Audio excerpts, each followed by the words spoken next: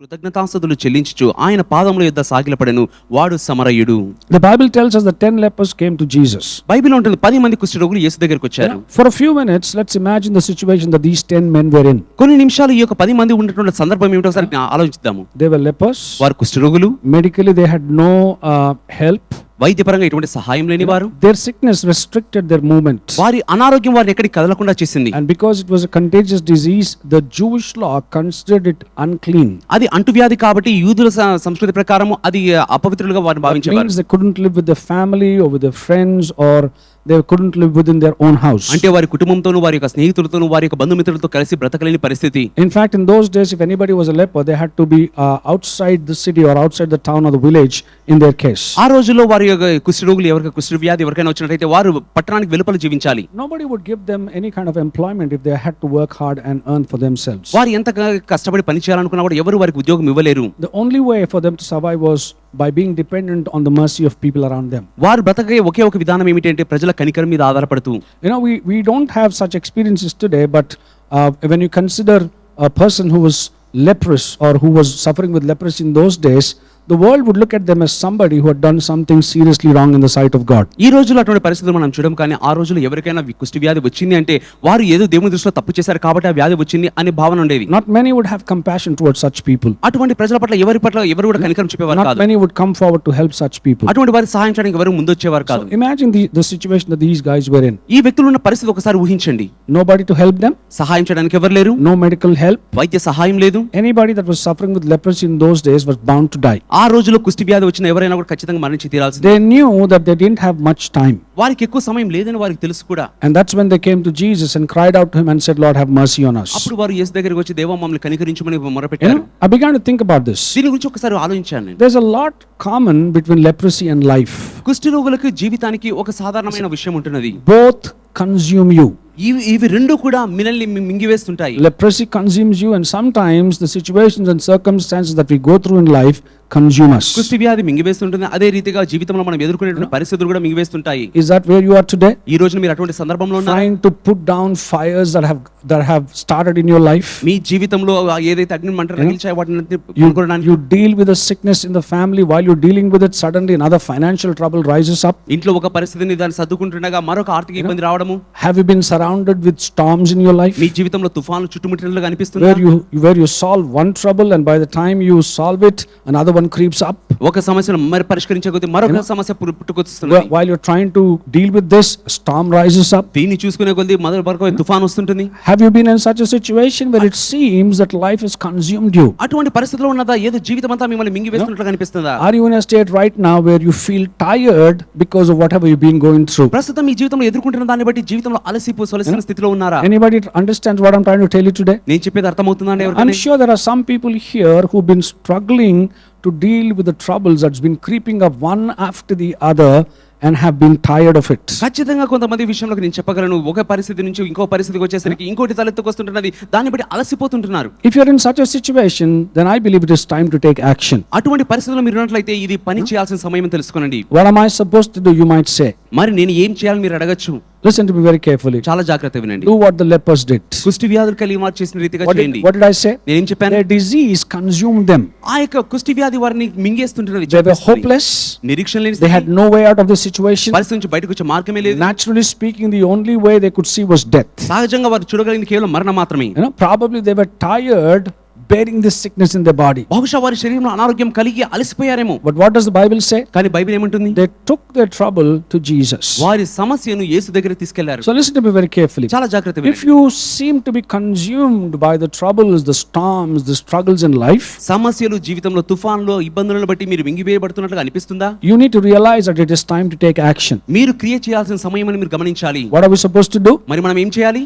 Do what the 10 lepers did. ఈ 10 మంది కుష్ఠరోగులు చేసిన రీతిగా చేయాలి. They took their problem to Jesus. వారి సమస్యను యేసు యొద్దకు తీసుకెళ్లారు. Notice what the Bible says in verse 13. 13వ వచనంలో బైబిల్లో ఉందో చూద్దాం. Luke 17 and verse 13. Luka 17:13. It says, and they lifted up their voices and said, Jesus, Master, have mercy on us. యేసు ప్రభువా మమ్ము కరుణించమని కేకలు వేసిరి. Listen to me very carefully. చాలా జాగ్రత్తగా వినండి. Jesus can restore what you have lost and give you back your peace and joy. మీరు ఏదైతే కోల్పోయారో మీ యొక్క సమాధానమును నెమ్మది నెమ్మదిని ఆనందాన్ని ఆయన యేసుక్రీస్తు తిరిగి ఇవ్వగలడు. I'll say that again. మరలా చెప్తాను, Jesus can restore what you have lost and give you back your peace and joy. మీరు ఏదైతే కోల్పోయారో దాన్ని పునరుద్ధరించి మీకు ఇవ్వగలడు మీ యొక్క సంతోషం, ఆనందం, సమాధానం కూడా. No matter what situation and circumstance you're going through, ఏ పరిస్థితి సందర్భంలో మీరు ఉంటున్నారో తెలియదు కానీ you need to pray. మీరు ప్రార్థన చేసి తీరాలి. You know, look at what the Bible says in James chapter 5 and verse 13. యాకోబు 5:13 ఏం చెప్తుందో చూద్దాము. It says, is anyone among you suffering? మీలో ఎవడైనా ఇబ్బంది పడుచున్నాడా? And then comes the instruction, let him pray. వాడు ప్రార్థన చేయవలసిన వాక్యంలో ఉంది. Notice there's a question, it starts with a question, is anyone among you suffering? మీలో ఎవరైనా కూడా ఇబ్బందిలో ఉన్నారా? అది ప్రశ్న. And there comes the divine advice. అక్కడే దైవిక సలహా వస్తున్నది, Let ఉపదేశం. him pray. వాడు ప్రార్థన చేయవలెను. Now I began to think about this. దీని గురించి ఆలోచించినప్పుడు Why pray? ఎందుకు ప్రార్థించాలి? Listen, there are many reasons we need to pray in life. మనం జీవితంలో ప్రార్థన చేయడానికి అనేక కారణాలు ఉన్నాయి. But tonight I'm going to address one very important aspect or the importance or the benefits of prayer. కానీ ఈ రాత్రి ప్రార్థనలో ప్రాముఖ్యమైనటువంటి ప్రయోజనం ఏమిటో ఒకటి పంచుకుంటాను. Why does the Bible say that if I am suffering, I need to pray? నేను బాధించబడుతున్నప్పుడు ఎందుకోసం నేను ప్రార్థన చేయాలని బైబిల్ చెప్తుంది. Because listen to me very carefully. చాలా జాగ్రత్త వినండి. Prayer invokes help from above. ప్రార్థన పై నుంచి సహాయం కావాలని దాన్ని పురికొల్పుతుంది. I want you to understand this is very important. చాలా ప్రాముఖ్యం, అర్థం చేసుకోండి. Prayer invokes help from above. ప్రార్థన పై నుంచి సహాయమును ప్రేరేపిస్తుంది. So if you're suffering in life tonight, జీవితంలో మీరు ఇబ్బందులు you know, as ఉన్నారా? I said, if you've been overwhelmed and if you've been consumed by the different situations and circumstances of your life, మీ జీవితంలో వివిధ పరిస్థితులను బట్టి, సందర్భాలను బట్టి మునిగిపోతున్న రీతిగా మీకు and you కనిపిస్తుందా? are tired living in the same state that you're in today, మీరు ఉంటున్నటువంటి పరిస్థితులను బట్టి అలసి సొలసి ఉన్నారా? it is time that we follow that advice. వారి సలహా పాటించడం ప్రాముఖ్యం. Is anyone among you suffering? మీలో ఎవరైనా బాధించబడుచున్నాడా? Let him pray. వాడు ప్రార్థన చేయవలెను. Why am I to pray? ఎందుకు ప్రార్థన చేయాలి? Because prayer invokes help from above. ప్రార్థన పై నుంచి సహాయమును పురికొల్పుతుంది. Let me show you an example. ఒక ఉదాహరణ Go with me to చూపిస్తాను. Exodus chapter 17. నిర్గమకాండము 17వ అధ్యాయం You know, తెలుసుకుందాం. Exodus 17, I'm reading from verse 8. నిర్గమ 17:8 నుంచి చదువుతున్నాను. It says, now Amalek came and fought with Israel in Rephidim. And Moses said to Joshua, choose us some men and go out, fight with Amalek. Tomorrow I will stand on top of the hill with the rod of God in my hand. So Joshua did as Moses said to him and fought the Amalek. And Moses, Aaron and Hur went up to the top of the hill. And so it was when Moses held up his hand that Israel prevailed, and when he let down his hand, Amalek prevailed. But Moses' hands became heavy, so they took a stone and put it under him, and he sat on it. And Aaron and Hur supported his hands, one on one side and the other on the other side. And his hands were steady until the going down of the sun. So Joshua defeated Amalek and his people with the edge of the sword. నిర్గమకాండం 17:8 నుంచి చూసినట్లయితే, తరువాత అమాలీకులు వచ్చి రెఫీదీములో ఇశ్రాయేలీయులతో యుద్ధము చేయగా మోషే యెహోషువతో మన కొరకు మనుషులను ఏర్పరచుకొని వారిని తీసుకుని బయలువెళ్ళి అమాలీకులతో యుద్ధము చేయము. రేపు నేను దేవుని కర్రను చేతపట్టుకుని ఆ కొండ శిఖరం మీద నిలిచెదను. యెహోషువ మోషే తనతో చెప్పినట్లు చేసి అమాలీకులతో యుద్ధమాడెను. మోషే, అహరోను, హూరు అనువారు ఆ కొండ శిఖరం ఎక్కిరి. మోషే తన చెయ్యి పైకెత్తినప్పుడు ఇశ్రాయేలీయులు గెలిచిరి. మోషే తన చెయ్యి దింపినప్పుడు అమాలీకులు గెలిచిరి. మోషే చేతులు బరువెక్కగా వారు ఒక రాయి తీసుకుని వచ్చి అతడు దాని మీద కూర్చున్నటకై దాన్ని వేసిరి. అహరోను, హూరును ఒకడు ఈ ప్రక్కను ఒకడు ఆ ప్రక్కను అతని చేతులను ఆదుకొనగా అతని చేతులు సూర్యుడు అస్తమించు వరకు నిలకడగా ఉండెను. అట్లు యెహోషువ కత్తి వాడి చేత అమాలేకు రాజును అతని జనమును గెలిచెను. Please remember what I said. Prayer invokes help from above. ప్రార్థన పైనుంచి సహాయమును పురికొల్పుతుందని The తెలియజేశాను. Amalekite army had arrived with an intention to wipe out Israel. అమాలేకుల సైన్యం ఇశ్రాయేలును సంపూర్ణంగా నిర్మూలం చేయాలనే తపనతో So వచ్చింది. Moses turned to Joshua and said, take your best men, go and fight them.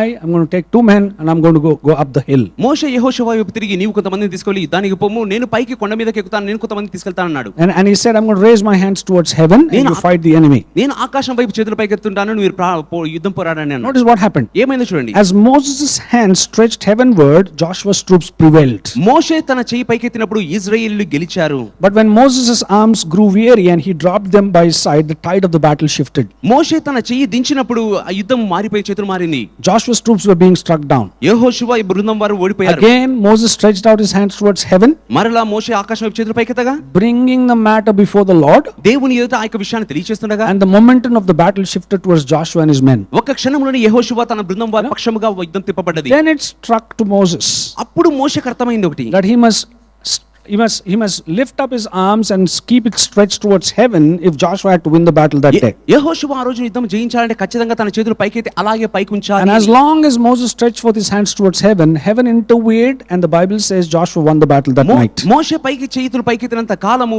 యెహోషువ గెలిచాడు, ఇశ్రాయేలు గెలుపు Now, పొందారు. I want you to understand something. మీరు ఒక విషయం అర్థం చేసుకోవాలి. Israel, in the natural, had no chance to win this battle. ఇశ్రాయేలీయులు సహజంగా చూసినట్లయితే యుద్ధంలో జయించే అవకాశమే లేదు. Naturally, they lacked the ability, naturally, they lacked the resources to go against this enemy that had come with an intent to kill them. వారిని చంపాలి అనే ఉద్దేశంతో వచ్చినటువంటి ఈ యొక్క శత్రువుని జయించడానికి కావాల్సినటువంటి సామర్థ్యత, శక్తి, అధికారం వీరికి లేకుండా ఉన్నది ఇశ్రాయేలీయులకు. But the Bible says they won the battle. కానీ బైబిల్లో తెలియజేస్తుంది వారు యుద్ధంలో జయించారు. Why? ఎలా? Because there was one man standing up the hill with his arms stretched towards heaven and crying out to God. ఒక వ్యక్తి కొండ మీద చేతుల పైకెత్తి దేవునికి మొరపెడుతుంటున్నాడు. Notice, Moses' prayer that day invoked help from heaven. ఆ రోజున మోషే చేసిన ప్రార్థన పరలోకం నుంచి సహాయాన్ని పురికొల్పింది. There's something very important that I learned here. చాలా ప్రాముఖ్యమైన నేర్చుకున్నాను. Listen to me very carefully. చాలా జాగ్రత్తగా. If you are willing to invite God to involve himself in your daily living, దేవుని మీ జీవితంలోకి ఆహ్వానించి అనుదిన జీవితంలో జోక్యం చేసుకోవాలని కోరితే you will experience his power in your home, your relationships, your career, and wherever else you need it. ఆయన శక్తిని మీ జీవితంలోను, మీ యొక్క సందర్భంలోను, మీ కుటుంబంలోను ఎక్కడ కావాలంటే అక్కడ అనుభవించాలని I'll say it again. If you are willing to invite God to involve himself in your daily living, దేవుని మీ యొక్క అనుదిన జీవితంలోకి దేవుని ఆహ్వానించడానికి సిద్ధంగా మీరుంటే you will experience his power in your home, your relationships, your career, and wherever else you need it. ఆయన శక్తిని మీ జీవితంలోను, మీ యొక్క భవిష్యత్తులోను, మీ యొక్క వృత్తిలోను ప్రతి భాగంలో కూడా అనుభవిస్తారు. Why? ఎందుకు? Because prayer invokes help from heaven. ప్రార్థన పరలోకం నుంచి సహాయాన్ని But పురికొల్పుతుంది. there's something very important that I learned here. I want you to understand this. చాలా ప్రాముఖ్యమైన నేర్చుకుని అర్థం చేసుకుని మీరు కూడా It's not just praying, కేవలం ప్రార్థించడమే కాదు, but praying right is what invokes help from heaven. సరిగ్గా ప్రార్థన చేయడమే పరలోక సహాయాన్ని Because there are పురికొల్పుతుంది. many people today, many Christians today who are praying but are still struggling in life. ఈ రోజున చాలా మంది క్రైస్తవులు ప్రార్థిస్తున్నారు కానీ ఇబ్బందుల్లోనే ఉంటున్నారు. There are many who are very regular to the church, attend every service, obey the scripture, have been praying but are not able to really see the breakthrough that they desire in their life. చాలా మంది సంఘానికి క్రమం తప్పకుండా వస్తున్నారు, ప్రతి ఆరాధనకు వస్తున్నారు, Bible చదువుతున్నారు, ప్రార్థన చేస్తున్నారు, కానీ వారు ప్రార్థన చేస్తున్న దానికి జవాబులు మాత్రం చూడకుండా ఉన్నారు. Why is it so? ఎందుకలా? Because you must understand that it's not just prayer, but praying right is what invokes help from heaven. ప్రార్థించడం మాత్రమే కాదు కానీ సరిగ్గా ప్రార్థన చేయడమే పరలోక సహాయాన్ని పురికొల్పేది. Listen to me very carefully. చాలా జాగ్రత్తగా వినండి. Many Christians today, though they pray, are still not able to see a breakthrough. ఈ రోజున అనేక మంది క్రైస్తవులు ప్రార్థన చేస్తున్నప్పుడు కూడా వారి జీవితంలో విడుదల కలగకుండా ఉన్నది. Why? ఎందుకు? Because they're praying the process, not the promise. వారు విధానం ప్రకారం ప్రార్థిస్తున్నారు కానీ వాగ్దానాన్ని కాదు. Listen to me very carefully. చాలా Many Christians today are not able to see a breakthrough in their life because they pray the process, not the promise. చాలా మంది క్రైస్తవులు వారి ప్రార్థనలో విడుదల చూడలేకపోవడానికి కారణము వారు విధానం ప్రకారం చేస్తున్నారు కానీ వాగ్దానం ప్రకారం చేయట్లేదు. If you want your prayers to be effective, మీ ప్రార్థనలు ప్రభావితంగా ఉండాలని if you కోరితే, want your prayers to produce results, మీ ప్రార్థన ఫలితాలు కలుగు చేయాలని if కోరితే, you want to answer, if you want to receive answers to your prayer, మీ ప్రార్థన జవాబులు మీరు పొందుకోవాలని you కోరితే, must understand that according to the scripture there are certain rules and regulations that you need to follow. వాక్య ప్రకారంగా కొన్ని షరతులు, నియమాలు ఉన్నాయి మీరు పాటించాల్సినవి. You need to pray the promise, not the process. మీరు వాగ్దానాన్ని ప్రార్థన చేయాలి, విధానాన్ని కాదు. Now what do I mean when I say pray the promise and not the process? వాగ్దానము అని నేను చెప్తున్నప్పుడు విధానం కాదని చెప్తున్నప్పుడు దాని అర్థం ఏంటి Let me explain. వివరిస్తానండి. You know, many people come to me and say, Pastor, we're praying and believing that God would bless us with a house. So we've applied for a loan. Please pray that the loan will be approved. చాలా మంది నా దగ్గరకు వచ్చి pastor గారు మేము ఈ కొత్త ఇంటి కోసం మేము నమ్ముతుంటున్నామండి, మేము ప్రార్థన చేస్తుంటున్నాము, లోన్ కోసం అప్లై చేస్తున్నామండి, దయచేసి లోన్ వచ్చినట్లుగా ప్రార్థన చేయండి అని అడుగుతారు. Anybody familiar with what I'm trying to tell you here? నేను చెప్పేది ఎవరికైనా అర్థమవుతుందని వారి జీవితంలో అనుభవించారు. Notice what are they doing? వారు ఏం చేస్తున్నారు చూడండి. They are praying the process. వారు విధాన ప్రకారం ప్రార్థిస్తున్నారు. People come to me and say, please, I request you to please pray. I've applied for a loan. I don't have the proper documents, but pray that the bank manager will approve my loan and release the loan so that I can purchase a house. దయచేసి నా కొరకు ప్రార్థన చేయండి, మా యొక్క documents అన్ని నా దగ్గర సరిగ్గా లేవు, కానీ మేనేజర్ ఆ యొక్క లోన్ అప్రూవ్ చేసి నాకు డబ్బులు రిలీజ్ చేయనట్లుగా ప్రార్థన చేయండి అని అడుగుతారు. Notice what are they doing? వారు ఏం చేస్తున్నారు గమనించండి. They're praying the process. వారు విధాన ప్రకారం ప్రార్థిస్తున్నారు. That's not what God promised in His word. అది కాదు దేవుడు తన వాక్యం వాగ్దానం ఇచ్చింది. What did God promise? దేవుడు ఏం వాగ్దానం ఇచ్చాడు? You will live in houses that you haven't built and you haven't filled. మీరు కట్టని గృహంలోను నింపని గృహంలోను మీరు జీవిస్తారు. So you need to pray the promise, not the process. మీరు వాగ్దాన ప్రకారం ప్రార్థన చేయాలి, విధాన ప్రకారం కాదు. This happened with me recently. ఇటీవల నాకు జరిగిన My సందర్భం, wife was not feeling well, pastor గారి భార్యకు ఆరోగ్యం and when we took her to the doctor, her blood pressure was low. వైద్యుల దగ్గర తీసుకెళ్ళినప్పుడు తన యొక్క బీపీ తక్కువ ఉందని So చెప్పారు. as a faithful Christian, I began to pray. విశ్వాసం కలిగిన క్రైస్తవుడిగా ప్రార్థన చేయడం మొదలు You పెట్టాను. know what I was praying? నేనేం ప్రార్థిస్తున్నానండి? God, I pray that her blood pressure will be 120/80. దేవా నేను ప్రార్థిస్తున్నాను తన యొక్క బీపీ 120/80 వచ్చును గాక అని. I pray that the medicine that she's taking would be effective and produce results and her blood pressure will be normal. తను తీసుకున్న మందులు సరిగ్గా పనిచేసి ఆ యొక్క బీపీని సాధారణ స్థితికి తెచ్చును గాక అని. Notice, I was praying but I was not able to break through. నేను ప్రార్థిస్తున్నాను కానీ దానిలో విడుదల కలగట్లేదు. Why? ఎందుకు? Because I was praying the process, I was not praying the promise. నేను విధాన ప్రకారం ప్రార్థిస్తున్నాను, వాగ్దాన ప్రకారం కాదు. What is the promise? వాగ్దానం ఏంటి? Exodus 15:26. నిర్గమకాండం 15:26. I am the Lord that healeth thee. నిన్ను స్వస్థపరచు యెహోవాను నేనే. What is the promise? వాగ్దానం ఏంటి? Exodus 23:25. నిర్గమ 23:25. I will bless your food and water and take sickness away from the midst of you. నీ ఆహారమును పానీయమును ఆశీర్వదించి నీ మధ్య నుంచి రోగమును తొలగిస్తాను. What is the promise? వాగ్దానం ఏంటి? By his stripes we are healed. ఆయన పొందిన గాయముల ద్వారా మనం స్వస్థత నొందితిమి. Notice what was I doing? నేనేం చేస్తున్నాను I చూడండి. was not praying the promise, నేను వాగ్దానాన్ని ప్రార్థన but I was చేయట్లేదు praying the process. కానీ విధాన ప్రకారం You ప్రార్థిస్తున్నాను. know, many young people have come to me and said, Pastor, there's a proposal that's come. Please pray that I will get married to this person. చాలా మంది యవనస్తులు నా దగ్గరకు వచ్చి పాస్టర్ గారు ఈ యొక్క వివాహ సంబంధం వచ్చిందండి, ఈ యొక్క వివాహ సంబంధం సరిగ్గా సెట్ అవునట్లుగా ప్రార్థన చేయని Please pray that they won't ask for too much dowry. The boy would like me or the girl would like me and approve me, and we would be married by July this year. వారు ఎక్కువగా కట్నం అడగకుండా ఈ ఒక ఇద్దరు ముందు నచ్చి కూడా ఒకరికొకరు వివాహం చేసుకున్నట్లుగా ప్రార్థన చేయని Is అడుగుతారు. that what God promised in the word? అదే దేవుడు తన వాక్యం వాగ్దానం ఇచ్చాడా? What is the promise of God? దేవుని వాగ్దానం ఏంటి? Whatsoever things you desire when you pray, believe that you receive it and you will have it. మీరు ప్రార్థన చేయించినప్పుడు వేటినైతే కోరుచున్నారో అవి పొంది ఉన్నామని నమ్మిడి అప్పుడు మీకు అనుగ్రహించబడును. If you're able to understand what I'm trying to tell you, say amen. నేను చెప్పేది అర్థమవుతుంది, ఆమేన్ Notice, చెప్పండి. many Christians today are not able to see results to their prayer because they're not praying the promise, they're praying the process. చాలా మంది క్రైస్తవులు వారి ప్రార్థనకు జవాబులు చూడలేకపోవడానికి కారణము వారు వాగ్దాన ప్రకారం ప్రార్థన చేయట్లేదు కానీ విధాన ప్రకారం ప్రార్థిస్తున్నారు. I am in debt నేను అప్పులో and ఉన్నాను, I need some financial help. నాకు కొంచెం ఆర్థిక సహాయం కావాలి. Please pray that my boss will give me some increment. దయచేసి ప్రార్థన చేయండి, నా యొక్క బాస్ నాకు కొంచెం ఇంక్రిమెంట్ ఇచ్చినట్లు.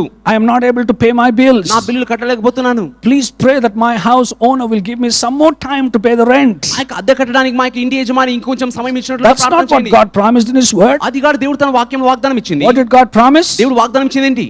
I will supply all your needs according to He will supply all our needs according to his riches in glory by Christ Jesus. యేసుక్రీస్తు యొక్క మహిమైశ్వర్యం చెప్పడం యొక్క ప్రతి అవసరత మహిమలో తీరుస్తాడు. I'm in debt. I don't know how to get out of it. నేను అప్పులో ఉన్నాను, దాని నుంచి ఇలా బయటకు అర్థం I కావట్లేదు. wish a bank gave me a loan so I could pay off all these credit card debts and just have this one debt which I will have enough time to clear later on in my life. Bank నాకు ఇక ఇచ్చినట్లయితే ఇక credit card అప్పులన్నీ కట్టేసి ఒకటే ఒక అప్పును కలిగి ఉంటాను, Is నిదానంగా that- కూడా సమయం ఉంటుందని. Is that what God has promised in his word? అదే దేవుడు తన వాక్యం వాగ్దానం ఇచ్చాడా? No, he said, "Oh no one anything ఎవరికి ఏది కూడా అప్పు ఉండకూడి, but to love them." కానీ వారి ప్రార్థన Notice, ప్రేమించండి. I will produce results or I will see my prayers being effective not when I pray the process but only when I pray the promise. నా ప్రార్థనలో నేను ఎప్పుడు జవాబులు చూడగలను అంటే కేవలం నా విధాన ప్రకారం ప్రార్థించినప్పుడు కాదు కానీ వాగ్దాన ప్రకారం చేసినప్పుడే. Let me show you an example. Go with me to 2 Chronicles 20. రెండవ దినవృత్తాంతం 20 తెరుచుకుందాం. We all know the story. Jehoshaphat is in trouble. యెహోషాపాతు ఇబ్బందులో ఉన్నాడు. ఇక్కడ మనకు So what did he do? తను ఏం చేశాడు? He called for an entire nation. దేశాన్నంతని పిలిచాడు. They all fasted and began to pray. అందరూ ఉపవాసం ఉండి ప్రార్థిస్తున్నారు. Observe his prayer. తన ప్రార్థన గమనించండి. He didn't say, "God, I pray that you'd set ambushes in the enemy's camp, దేవా శత్రువుల మధ్యలో మాటుగాండ్లను పెట్టు ప్రభువా అని ప్రార్థన చేయలేదు. that they would fight among themselves, kill each other, and we can go and collect the spoil." వారిలో ఒకరు యుద్ధం చేసుకొని మేము వెళ్ళి వారిని అంతా స్వాధీనం He చేసుకుంటాం. didn't pray the process, విధాన ప్రకారం చేయట్లేదు, but he prayed the promise. వాగ్దాన ప్రకారం చేస్తున్నాడు. Notice what he prayed. తను ఏం ప్రార్థించాడు చూడండి. Look at verse 5. 2 Chronicles 20 and verse 5. రెండవ దినవృత్తాంతం 25. Then Jehoshaphat stood in the assembly of Judah and Jerusalem in the house of the Lord before the new court and said, "O Lord God of our fathers, are you not in God in heaven? And do you not rule over all the kingdoms of the nations? And in your hand is there not power and might, so that no one is able to withstand you?"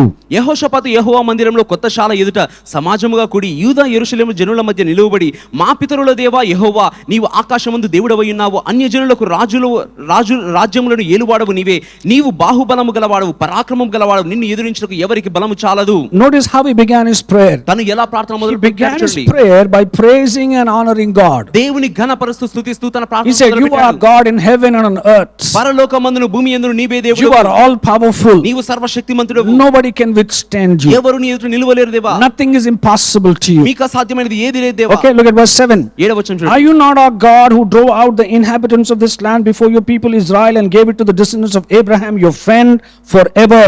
నీ జనులైన ఇశ్రాయేలీయుల ఎదుట నుంచి ఈ దేశపు కాపురస్తులను తోలివేసి నీ స్నేహితులైన అబ్రహాము యొక్క సంతతికి దీనికి శాశ్వతముగా ఇచ్చిన మా దేవుడు నీవే. He entered into his presence with thanksgiving and with praise. ఆయన సన్నిధిలోని కృతజ్ఞత చెల్లిస్తూ దేవుని స్తుతిస్తూ ప్రవేశించాడు. And then he remembered what God had done for them in the past. దేవుడితో గతంలో ఏం చేశాడో వాటిని జ్ఞాపకం చేసుకుంటున్నాడు. What does the psalmist say? కీర్తనకారుడు ఏమన్నాడు? Bless the Lord, O my soul, and forget not all his benefits. నా ప్రాణమా యెహోవాను సన్నుతించుము, ఆయన చేసిన ఉపకారంలో దేనిని మరువకుము. Do you observe the kind of prayer that Jehoshaphat was praying that day? యెహోషాపాతు ఆ రోజు చేస్తున్న ప్రార్థన గమనిస్తున్నారా? Let's look at the next verse. తర్వాత వచనం చూద్దాం. Verse 8. 8వ వచనం. Sorry, let's read from verse 9. 9వ వచనం If చదువుదాం. disaster comes upon us, sword, judgment, pestilence, or famine, we will stand before this temple and in your presence, for your name is in this temple, and cry out to you in our affliction, and you will hear and save. నీ ఎదుట నిలవబడి మా శ్రమలో నీకు మొరపెట్టిన ఎడల నీవు ఆలకించి మమ్మల్ని రక్షించుదువని అనుకుని ఇచ్చట నీ నామ ఘనత కొరకు ఈ పరిశుద్ధ స్థలంలో కట్టించిరి, నీ పేరు ఈ మందిరంలో పెట్టబడెను గదా. Notice, he entered into the presence of God with praise, దేవుని సన్నిధిలోకి స్తుతిస్తూ ప్రవేశించాడు. reminded himself of what God had done in the past, దేవుడు గతంలో ఏం చేశాడో తన దాన్ని జ్ఞాపకం చేసుకున్నాడు. and now he began to pray the promise. ఇప్పుడు వాగ్దానమును ప్రార్థిస్తున్నాడు. He said, Lord, didn't you promise Solomon that if anybody is in trouble, when they stand before this temple and pray, you will hear from heaven? దేవా సొలొమోనుకు మీరు వాగ్దానం ఇచ్చారు కదా, ఎవరైనా ఇబ్బందిలో ఉన్నప్పుడు ఈ యొక్క దేవాలయం వైపు తిరిగి ప్రార్థన చేసినట్లయితే మీరు జవాబిస్తున్నారు కదా. We know the rest of the story. మిగిలిన సందర్భం అంతా మనకు తెలుసు. What seemed impossible in the first 3 verses మొదటి 3 వచనాల్లో ఏదైతే అసాధ్యము ఉందో turned around by the time we came to verse 26. 26వ వచనం వచ్చేసరికి అది మలుపు తిప్పబడింది. In a day, ఒక్క రోజులో the situation turned around. పరిస్థితి మలుపు తిప్పబడింది. What seemed impossible yesterday నిన్నటి రోజున ఏదైతే అసాధ్యమో became possible today. ఈ రోజున సాధ్యపడ్డది. It seemed as if there was no way out yesterday, నిన్నటి రోజున బయటకు వచ్చే మార్గం లేదనిపించింది. and everything turned around in their favor. They ended up collecting the spoil that the enemy had brought with them. ప్రతిదీ కూడా వారి జీవితం మలుపు తిప్పబడి శత్రువు తెచ్చినటువంటి కొల్లసములు స్వాధీనపరచుకునేలాగా చేసింది. Understand something. అర్థం చేసుకోండి ఒకటి. Nothing in the kingdom happens by chance. దేవుని రాజ్యంలో ఏది కూడా అనుకోకుండా అదృష్ట ప్రకారం జరగదు. Jehoshaphat cleverly constructed in prayer and went into the presence of God to present his case. యెహోషాపాతు తెలివిగా తన యొక్క ప్రార్థన విన్నపాన్ని నిర్ణయించి దేవుని ఎదురుకు తీసుకెళ్లాడు. And as a result, he could see his prayer being effective. దాని ఫలితముగా తన ప్రార్థన ప్రభావవంతంగా He మారింది. didn't pray the process. తన విధాన ప్రకారం ప్రార్థన He didn't చేయలేదు. say, Lord, create confusion among the enemy. దేవా శత్రువు మధ్యలో గందరగోళాన్ని కలుగు చేయ ప్రభువా అని He didn't చెప్పలేదు. say, Lord, create ambushes among the enemy. దేవా శత్రువుల మధ్యలో మాటుకాండ నుంచి ప్రభువా అని Let them చెప్పలేదు. kill each other, Lord. వారు ఒకరిని He didn't pray the process. అటువంటి విధాన ప్రకారం He ప్రార్థన left చేయలేదు. the process to God, ఆ విధానాన్ని దేవునికి అప్పచెప్పాడు. and he prayed the promise. వాగ్దానాన్ని ప్రార్థించాడు. Listen, this is what I've written down. ఇది నేను రాసుకున్నానండి. He left the process to God and he began to pray the promise. ఆ విధానం ఏమిటో అది దేవునికి అప్పచెప్పి వాగ్దాన ప్రకారం ప్రార్థించాడు. We must pray God's promises without telling him how to fulfill them. దేవుని వాగ్దానాలు మనం ప్రార్థన చేయాలి, ఎలా దాన్ని నెరవేర్చాలో చెప్పకుండా. That's the problem with many Christians. అదే చాలా మంది క్రైస్తవులతో ఉన్న We సమస్య. remind God of his promises, but we also tell him how he should fulfill it in our lives. మనము దేవుని తన వాగ్దానాలు జ్ఞాపకం చేస్తాను, ఏ విధంగా చేయాలో కూడా మనమే చెప్తాం దేవునికి. We say, God, you said I will live in houses I haven't built and haven't filled. దేవా నేను కట్టినటువంటి ఇళ్లను నింపని గృహములో నేను స్వాధీనపరచుకుంటా అని చెప్పావు. And say, give me a house to the bank loan. Bank loan ద్వారా నాకు ఇవ్వు ప్రభువా అన్నాడు. Notice what are we doing? మనం ఏం చేస్తున్నాం We చూడండి. are reminding God of his promise, but we are also telling him how to do it. దేవుని వాగ్దానాన్ని దేవునికి జ్ఞాపకం చేస్తున్నాను, కానీ ఎలా చేయాలో కూడా మనం చెప్తున్నాం దేవునికి. He makes the promises and provides the process. ఆయన వాగ్దానమును నెరవేరుస్తూ విధానాన్ని ఆయన దానికి What is సమకూరుస్తాడు. our responsibility? మన బాధ్యత ఏమిటి? Our responsibility is to believe in him. మన బాధ్యత ఆయన నమ్మడమే. Our trust must be in his promise without yielding to the fear and temptation to tell him how to do his work. మన నమ్మకము ఆయన వాగ్దానాన్ని నమ్మి ఏ మాత్రము భయము ఆందోళన లేకుండా ఆయన విధానాన్ని నమ్మడమే. That's the challenge many Christians have. చాలా మంది క్రైస్తవులకు ఉన్న సమస్య They ఇది. remind God of the promise, దేవుని వాగ్దానాన్ని దేవునికి but జ్ఞాపకం also చేస్తారు. tell him how to do it. They ఎలా- also give him the process. ఎలా చేయాలో ఆ యొక్క విధానం ఏమిటో కూడా దేవునికి Listen చెప్తారు. to me very carefully. చాలా జాగ్రత్తగా. God is not short of ideas. దేవునికి తలాంతులు కొదువుగా లేవు. There is no shortage of miracles in the kingdom of God. దేవుని రాజ్యంలో అద్భుతాలు కొదువు కాలేదు. If you find yourself in a situation where there is no way and God does a miracle and creates a way for you, బయటకు వచ్చే మార్గమే లేదు అనుకున్న సమయంలో దేవుడు అద్భుతం చేశాడు, మార్గమును కలుగు చేసి. it doesn't mean that God found a way which you couldn't find. అంటే మీరు కనుగొనలేని మార్గాన్ని దేవుడు కనుగొన్నాడని కాదు. No, it means he created a way where there was no way at all. అంటే మార్గమే లేని చోట్ల దేవుడు మార్గాన్ని కలుగు చేశాడని అర్థం. So I don't know what your situation is today, మీ పరిస్థితి ఏమిటో తెలియదు కానీ ఈ రోజున because obey the instruction of what the Bible says in James 5:13. యాకోబు 5:13 ఏం చెప్తుందో ఆ ఉపదేశానికి విధేయత చూపండి. Are you suffering? మీరు బాధించబడుచున్నారా? Pray. ప్రార్థించండి. Not the process, pray the promise. ఏ విధానం అనేది కాదు, వాగ్దానాన్ని Are you sick in ప్రార్థించాలి. your body? మీ శరీరంలో అనారోగ్యం ఉందా? Pick pick up promises from the scripture that talks about healing. స్వస్థత గురించిన లేఖనాలు తీసుకునే దాన్ని ప్రార్థన Are you చేయండి. struggling financially? ఆర్థిక ఇబ్బందులు ఉన్నారా? Pick up promises that talk about financial prosperity. ఆర్థిక అభివృద్ధి గురించి ఉండే వాగ్దానాలు You know, తీసుకోండి. are you struggling in your business or your workplace? మీ వ్యాపారంలో పనిచేసే ప్రదేశంలో ఇబ్బందులు ఉన్నారా? Pick up promises of what God has said in His Word concerning your success. మీ యొక్క విజయం గురించి దేవుడు తన వాక్యంలో ఏ వాగ్దానం ఇచ్చాడో వాటిని తీసుకోండి. Stop praying the process ఏ విధానం అనే దాని and గురించి మర్చిపోయి start praying the promise. వాగ్దానాన్ని ప్రార్థించండి. Remind yourself of what God has said in Psalms 89 and verse 34. కీర్తనలు 89 వాక్యంలో ఏముందో చూడండి. My covenant will I not break nor alter the words that have gone out of my lips. నా నిబంధన నేను రద్దు చేయను, నా పెదవుల గుండా బయలు వెళ్ళిన మాట నేను మార్చను. You know what that means? దాని అర్థం ఏంటో తెలుసా? If He said you are healed by His stripes, ఆయన పొందిన గాయం ద్వారా మీరు స్వస్థత even if you are suffering with cancer, cancer తో if you can బాధించబడుతున్నారు, only hold on to the promise of God and continue to pray and not give up, మీరు దేవుని వాగ్దానాన్ని పట్టుకొని దాన్ని విడిచిపెట్టకుండా ఉంటే the cancer has no choice but has to disappear from your body. Cancer కి ఇంకా వేరే అవకాశం లేదు. మీ శరీరం నుంచి బయటకు వెళ్ళిపోయి Maybe you are in debt up to your neck, పీక లోతుకు అప్లో and కూరుకుపోయారా? right now you might see no way out of your situation. మీ పరిస్థితి నుంచి బయటకు వచ్చే మార్గమే లేదనిపిస్తుంది. But if you can only hold on to the promise of God and stop giving or telling Him the process, దేవుని వాగ్దానాన్ని పట్టుకొని దేవుని యొక్క వాగ్దానం ప్రకారం పట్టుకుంటే, do what Jehoshaphat did when he prayed. యెహోషాపాతు ప్రార్థించిన You too can have a miracle like Jehoshaphat had in his life. మీరు కూడా యెహోషాపాతు అనుభవించిన అద్భుతాన్ని మీ జీవితంలో అనుభవించగలరు. What did I say? ఏం చెప్పాను? God is not short of ideas to bless you. దేవుడు మిమ్మల్ని దీవించడానికి తలాంతులు తక్కువ కాలేదు. If you could bless Elijah in the midst of a famine, ఏలియాను కరువు మధ్యలో ఆశీర్వదించగలిగితే, if you could make sure that Elijah had provision for 3.5 years, 3.5 సంవత్సరాలు ఏలియా కావాల్సిన ఆహారాన్ని సమకూర్చగలిగితే, while it was impossible for anybody to feed themselves, ఎవరు వారికి భోజనం పెట్టుకోవడానికి కష్టమైన సందర్భం, He has not changed. దేవుడు He's మారలేదు. the same yesterday, today and forevermore. నిన్న నేడు నిరంతరము The ఏకరీతిగా ఉన్నాడు. God of Elijah is our God. ఏలియా దేవుడే మన దేవుడు. The God of the Israelites is our God. ఆ దేవుడే మన దేవుడైనాడు. The God of Joseph is our God. యోసేపు దేవుడు మన The దేవుడు. God of Abraham is our God. Abraham దేవుడు మన దేవుడు. He can still bless you. ఆయన ఇంకా మిమ్మల్ని He can ఆశీర్వదిస్తాడు. still bring you out of whatever you're going through. మీరు ఎదుర్కొంటున్న దాని నుంచి బయటకు తేగలడు. All you have to do is trust Him and believe in His promises. మీరు చేయాల్సిందల్లా ఆయన్ని, ఆయన వాగ్దానాలను నమ్మాలంతే. I was talking to the Bible college students today and I said something. With this I'll close. ఈ రోజున బైబిల్ కాలేజ్ స్టూడెంట్స్ తో మాట్లాడుతూ ఈ మాట చెప్పానండి. దీంతో ముగిస్తాను. God spoke to Abraham and gave him a promise in Genesis chapter 15. ఆదికాండం 15లో దేవుడు అబ్రహాముతో మాట్లాడుతూ వాగ్దానం ఇచ్చాడు. He said, I will judge the nation in which your descendants will serve for 400 years. ఏక దేశంలో అయితే 400 సంవత్సరాలు బానిసలుగా ఉంటారో ఆ దేశానికి నేను He తీర్పు said, తీరుస్తానన్నాడు. I will visit them, I will judge them and I will bring them out. నేను వారిని దర్శించి వారి నుంచి విడిపిస్తానన్నాడు. And when they come out, they're not going to come out empty వారు handed. బయటకు వస్తున్నప్పుడు ఒట్టి చేతులతో రారన్నాడు. You know that promise was fulfilled in Exodus 12. ఆ వాగ్దానం నిర్గమకాండం 12లో నెరవేరది. Exodus 12:35, the Bible says, and God gave the children of Israel favor in the sight of the Egyptians, and the Egyptians gave them whatever they wanted. నిర్గమ 12:15లో ఉంటుంది, దేవుడు ఇశ్రాయేలీయులకు ఐగుప్తుల దృష్టిలో కటాక్షం కలుగు చేశాను కనుక వారు కోరిందల్లా వారు ఇచ్చేశారు. One more proof that God is a promise keeping God. దేవుడు వాగ్దానం నెరవేర్చి వాడు అనడానికి మరొక రుజువిది. He said this is a year of restoration, renewal and endless possibilities. ఇదే సమకూర్పు, పునరుద్ధరణ, అపరిమితమైన అవకాశాలు కలిగి ఉండే సంవత్సరం. If you can only hold on to that word and continue to pray, ఆ వాగ్దానాన్ని పట్టుకొని మీరు ప్రార్థన చేయగలిగితే, God has many ways to manifest that promise in your life. ఆ వాగ్దానం మీ జీవితంలో నెరవేర్చడానికి అనేక మార్గాలు దేవుని దగ్గర ఉన్నాయి. But notice what I said. కానీ ఏం చెప్పాను జ్ఞాపకం చేసుకోండి. Don't pray the process, pray the promise. ఈ విధానం అనేది ప్రార్థన చేయడం కాదు, వాగ్దానాన్ని ప్రార్థన చేయాలి. Take a hold of the promises of God దేవుని వాగ్దానాలను తీసుకోనండి. and continue to declare the word. వాక్యాన్ని ఒప్పుకోలు చేయండి. Continue to pray the promise. వాగ్దానాన్ని ప్రార్థన చేయండి. And soon you will be surprised at what God will do for you. త్వరలోనే దేవుడు మీ కొరకు ఏమి చేయగలడో ఆశ్చర్యపోతారు మీరు. If you believe that, shout amen. నమ్మితే ఆమేన్ చెప్తారా? Did you learn something tonight? ఏదైనా నేర్చుకున్నారండి రాత్రి? Remember what I said. నేను చెప్పాను జ్ఞాపకం ఉంచుకోండి.